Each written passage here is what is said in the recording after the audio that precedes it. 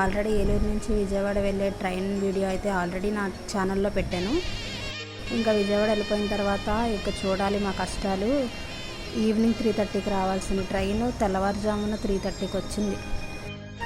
ఇంకా మా అమ్మ, మా డాడీ, మా మేనత్తలు, మా పెద్దమ్మలు, అన్నయ్యలు, అక్కలు, వదినలు, బావలు, మేనల్లుళ్ళు, మా కొడుకులు, మా చెల్లి, మా తమ్ముడు, మేము, మా హస్బెండ్ అందరం కలిసి మేము పడిన కష్టాలు అన్నీ ఇన్ని కాదు ఫ్రెండ్స్, ఒకసారి మీరే చూడండి. ఏలూరు నుంచి విజయవాడకి రావడానికి నైట్ అయితే చాలా ఇబ్బంది పడిపోతామని చెప్పి కొంచెం తొందరగానే వెళ్ళిపోయాము.